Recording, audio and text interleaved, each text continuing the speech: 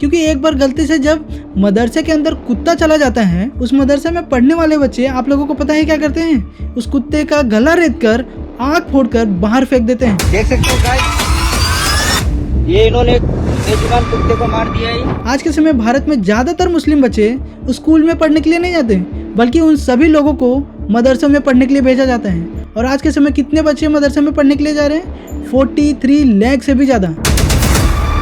इन मदरसों के बच्चों से जब ये पूछा जाता है कि तुम बड़े होकर क्या बनना चाहते हो, तो ये लोग क्या बोलते हैं पता है? कि अल्लाह ने पहले से ही डिसाइड कर रखा है, प्लानिंग कर रखा है कि हम आगे जाकर क्या करेंगे और क्या बनेंगे। और अगर वैसे भी हमें कुछ बनना रहा तो हम मुल्ला मौलवी बनना पसंद करेंगे, ना कि डॉक्टर, इंजीनियर या फिर साइंटिस्ट। और ये नहीं, बांग्लादेश के कई सारे मुल्ला मौलवी असम के अंदर आते थे और मदरसों के अंदर टीचर बनकर छोटे छोटे मुस्लिम बच्चों को कट्टरपंथी और जिहाद करना सिखाते थे। मध्य प्रदेश के इंदौर से एक और लव जिहाद का चौंकाने वाला मामला सामने आया। जैसे ही मुस्लिम बच्चे 2-3 साल के हो जाते हैं, वैसे ही इनके सामने धार लगाकर बकरी का काट दिया जाता है। बस कुछ मदरसों को छोड़कर बाकी 99% भारत के सारे मदरसों में पाकिस्तान वाला मॉडल सिखाया जा रहा है।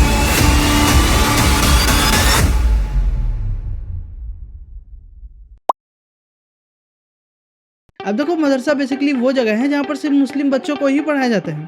जैसे ही वो पैदा और 2-3 साल के हो जाते हैं तो उनको स्कूल में नहीं भेजा जाता, उन सभी लोगों को मदरसे में भेजा जाता है इस्लामिक तालीम लेने के लिए, जैसे कि कुरान, हदीस और शरिया लॉ को पढ़ाना, बेसिक इस्लामिक रूल को समझाना और थोड़ा बहुत एथिक्स सिखाना। लेकिन दोस्तों, आज के समय भारत के मदरसे में ये सारी चीज़ों को छोड़कर बाकी जो बांग्लादेश और पाकिस्तान के मदरसों में सिखाया जा रहा है ना, वो आज के समय भारत के हर एक मदरसों में सिखाया जा रहा है। और पता है वहाँ के मदरसों में क्या सिखाया जाता है? सबसे पहले उनको ब्रेन वॉश करके रेडिकलाइज किया जाता है। मतलब उनको ऐसी ऐसी गलत चीज़ें पढ़ाई जाती हैं जिसकी वजह से वो सोचने में मजबूर हो जाते हैं कि आज के समय उनका मजहब बहुत बड़े खतरे में है। अब जैसे ही इन लोगों को लगने लगता है कि इनका मजहब आज के समय खतरे में है, तो इन लोगों को बड़े ही आराम से मुस्लिम कट्टरपंथी कैसे बनना है वो सिखाया जाता है। जैसे कि लव जिहाद करना, हिंदू लड़की को प्यार के जाल में फंसाकर उसका धर्म परिवर्तन कैसे करना है वो सिखाना। हाँ, ये छुपाया था उसने, बाद में बताया कि मैं मुसलमान हूँ। हाँ, मुझे बोला है कि ने क्या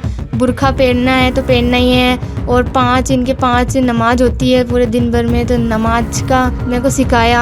ये सब रोजे के बारे में उन्हें बताया, मुझे धमकियाँ भी देता था और मेरे चीरे भी लगाए, हमारे फ्रेंड से उसकी दोस्ती करवाओ, ये जबरदस्ती उसने बोला था। बामन की लड़की बेचेंगे तो एक जने के 20 लाख रुपए मिलेंगे, मेरे जैसे लड़कियों को बेचेंगे तो 10 लाख रुपए मिलेंगे उनको। इस वजह से उन्होंने हमको डराया भी था बेचने के लिए। मदरसे में बम बनाना और अपने ही मजहब को सबसे ऊपर मानना और बाकी के जो धर्म है उसको काफिर मानना, और इसी मजहब के ऊपर अगर किसी ने सवाल खड़ा कर दिया, तो जैसे उदयपुर, नागपुर, नूह और मुर्शिदाबाद में हिंसा और दंगे हुए थे, वैसे ही दंगा फिर से कैसे करना है वो सारी चीजें मदरसा में सिखाया जाता है। और तो और बांग्लादेश और पाकिस्तान के मदरसों में सरतान से जुदा कैसे करना है वो भी सिखाया जाता है।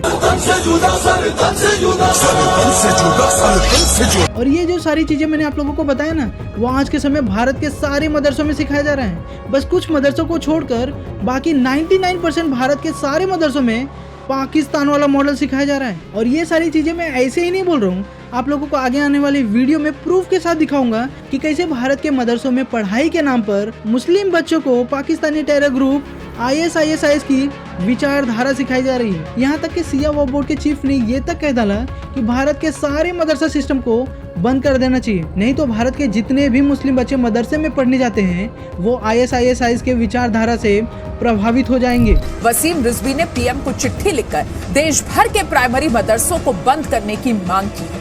वसीम रिजवी की दलील है कि मदरसों में बच्चों में आतंकी संगठन ISIS की विचारधारा फैलाई जा रही है, और अगर ऐसा ही चलता रहा तो 15 साल बाद देश के आधे मुसलमान ISIS की विचारधारा के समर्थक हो जाएंगे। और ये सारी चीजें आज के समय में उत्तर प्रदेश, बिहार, बंगाल, केरल, असम और ना जाने भारत के कितने ऐसे स्टेट हैं जहां पर मदरसों के कनेक्शन पाकिस्तानी टेरर ग्रुप के साथ पाए गए हैं। अगर असम की ही बात करें तो असम के चीफ मिनिस्टर हेमंत बिस्वा शर्मा ने लगातार मदरसों को बंद करना चालू कर दिए हैं।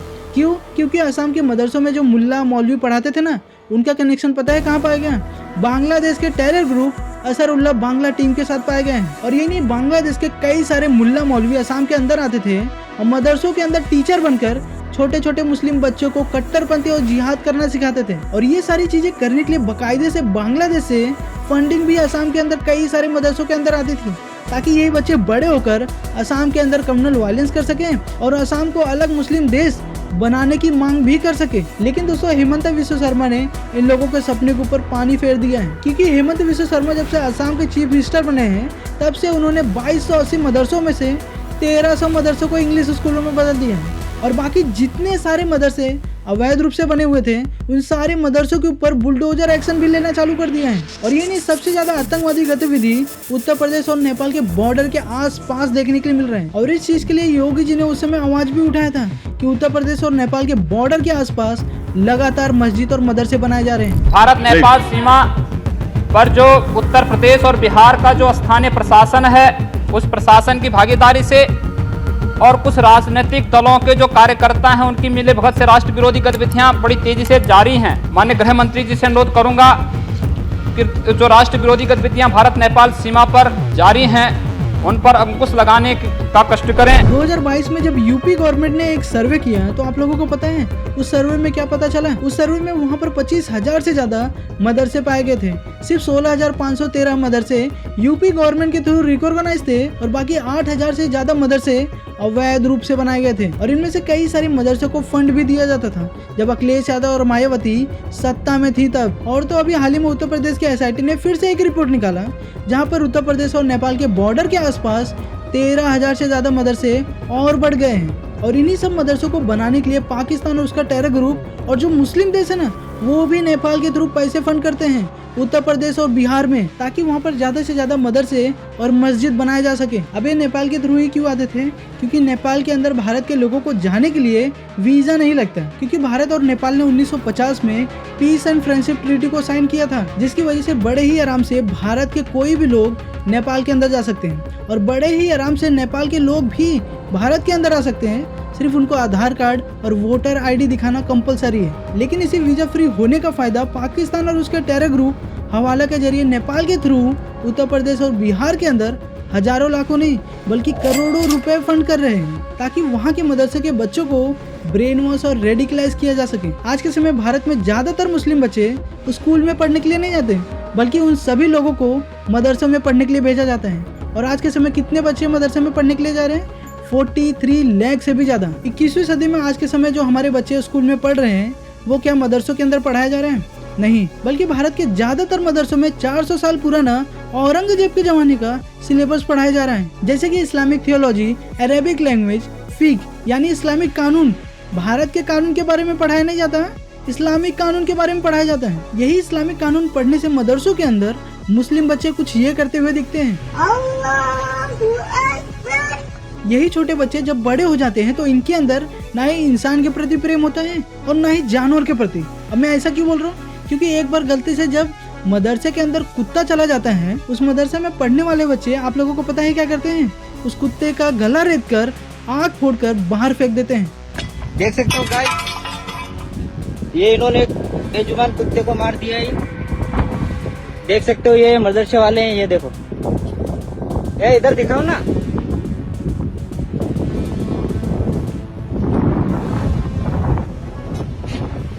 और जब इनके मदरसों को कोई सोशल मीडिया पर एक्सपोज करता है कि इनके कई सारे ऐसे मदरसे हैं जहाँ पर लड़कियों को एक्सप्लॉइट और रेप किया जाता है। अब उन्हें भी गलत किया है तुम्हारे साथ? जी। कब किया गलत? यहाँ इधर ही किया है, रात के टाइम को करता था। अबू जी, और चाची मेरा भी मेरे को रात को मेरे को भी ले जाता था, इनको भी करता था, छोटी वाली को भी करता है, नूर को, इसको भी करता, उसको भी करता है। और यहाँ तक कि इनके कई ऐसे भी मदरसे हैं जहाँ पर लड़कों का भी किया जाता है। और रात को जब बालक खाना खा लेते हैं, जब कोई ना कोई बालक के संग लेके सोते हैं, जिसपे अपने बेड पे कि पापा तुम मेरे घर यहाँ आ जाओ मदरसे में। मन के बेटे मैं शादी में आया हुआ। बोले पापा आ जाओ तुम। ये रोने लगा, बोले मेरे साथ दुष्कर्म हो रहा है, इस तरीके से तुम आ जाओ। थोड़ा सा इशारा दिया, मैं तुरंत भाग निकला वहाँ से। और आने के बाद मैंने जो है आन के इनकी तहकीकात करी, अलग पूछी, 2 वक्त के मदरसे से बाहर निकल के। मैंने कहा बेटे क्या है? तो वहाँ और लड़के भी इनकी गवाही दे रहे हैं कि ये हाफिज जो है इस तरीके से हमारे लड़कों के साथ दुष्कर्म करता है। और सर मेरा तो बिल्कुल आज जो है मेरे मन से विश्वास उठ गया इन हाफिजों का, पता नहीं कि इस तरीके से काम कर रहे हैं। और यहाँ तक कि इनके कई ऐसे भी मदरसे हैं बम बनाना सिखाया जाता है। थोड़ा दिखाइए, मदरसा ठीक सामने है आकाश, ठीक सामने दिखाइए, लोग जा भी रहे हैं। तो बैठा रही 5 बजे किरण के डूबे के पहले। हाँ, बहुत सारे गांव के लोग कह रहे हैं कि सिलेंडर फटा है। ना गलती बात खुद ये दीदी यही जब बैठा रही बहनी, यही जब बैठा रही बम छूटल तो यही जब छूटल। अब पूरा तमनहार हो गए। एगो लेकर घवाही लोग हैं, एक इमाम गवाही लोग लन। एक जो लड़का है वो घायल हो गया, फिर उसके बाद वो अस्पताल में भर्ती हुआ। एगो लेकर तो दर्द खत्म हो छिपा दिला लोग। एक बच्चा मर भी गया। और वो जो मौलवी का नाम क्या था? इमामुद्दीन। नहीं, अगर इस मदरसे को तोड़ दिया जाए तो ये सही होगा कि गलत होगा? सही होगा, जैसा करेगा वैसा भरनी मिला ही क्या। और ये खुद मुस्लिम महिला है, आप मुस्लिम समाज से आती है ना। हाँ। और आप खुद कह रही हैं कि मदरसा टूट जाना चाहिए। अरे बहनी क्या कहीं, घर में मदरसा नहीं है, रानी खाना है। इनमें को लड़की धरा गल वाली से बोलिए, सही बताइए। एकदम सही बा।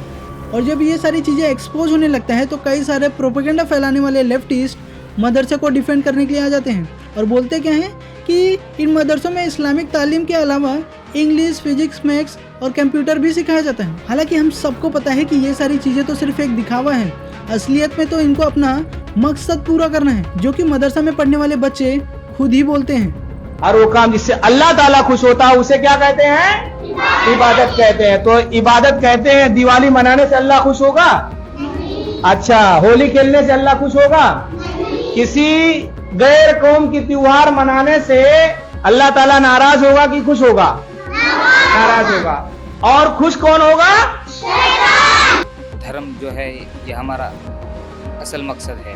मदरसों में इस्लामिक तालीम देने की वजह से आज मदरसों के बच्चों की हालत इतनी ज़्यादा ख़राब हो गई है कि वहाँ के बच्चे जो 11th क्लास में हैं उनको हफ्ते में कितने दिन होते हैं ये तक नहीं बता पाते।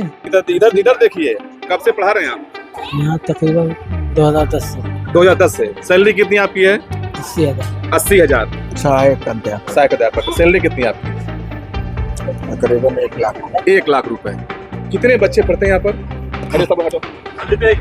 सर दर्द कर रहा है। 1 लाख सैलरी है। आप टीचर यहाँ पर हैं? जी। सैलरी कितनी आपकी है? 82,000। 11वीं का कोई बच्चा इंग्लिश में 7 दिन के नाम बता सकता है? Monday, Tuesday. इधर आओ बेटा, बताओ।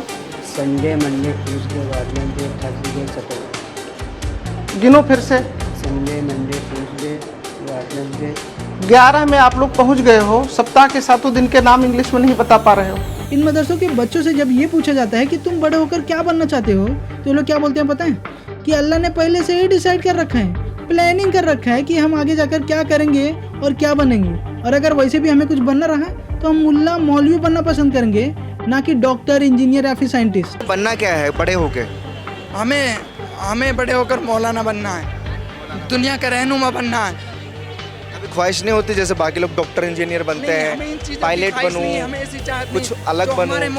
सबसे पहली बात यह है कि अल्लाह ताला ने दुनिया को बनाने से पहले जो हमारा यकीन है ना, 50,000 साल पहले दुनिया में अल्लाह ताला ने हर इंसान के दिल में और क्या नाम है उसके मुकद्दर में ये लिख दिया कि ये बंदा क्या करेगा, जिंदगी में मौलवी बनेगा। ये सब चीज़ें उसके मुतालिक अल्लाह ताला ने पहले से ही बना के रखी हुई हैं। और इन मदरसा में पढ़ने वाले लोगों के हिसाब से जो लोग भी डॉक्टर, इंजीनियर, साइंटिस्ट की पढ़ाई करते हैं और बन जाते हैं, लेकिन जब ये लोग मरते हैं तो उनकी ये पढ़ाई काम नहीं आती। लेकिन जो लोग भी मदरसे में पढ़ते हैं और इस्लामिक तालीम लेते हैं और वो लोग जब मरते हैं तो उनकी ये पढ़ाई आखिरियत में काम आती है। मेरी सुनो, जो ये डॉक्टर, इंजीनियरिंग ये जो पढ़ाई है ये दुनियावी पढ़ाई है। इंसान का सांस पूरा होते ही ये सब खत्म हो जाएंगी। और जो ये हमारी दीनी जो पढ़ाई है ये मरने के बाद आखिरत में काम आएगी। दुनिया जीने के लिए आपको कुछ नहीं चाहिए? जीने के लिए कुरान काफी है हमारे लिए। अगर डॉक्टर बनना छोड़ दें, पढ़ाई छोड़ दें तो फिर कैसे इलाज होगा? डॉक्टर बनना भाई ये तो दुनियावी पढ़ाई है ना। मतलब समझे दया, इन लोगों को मदरसे के अंदर मरने के बाद वाली पढ़ाई कराई जा रही है ताकि ये लोग 72 रूरों के साथ मजे कर सके। और दोस्तों तभी मैं सोचूं, सड़क के किनारे इतने सारे पंचर लगाने वाले कहाँ से आ जा रहे हैं? इन्हीं मदरसों में से निकल कर आते हैं। एक सवाल खड़ा होता है, रुकी।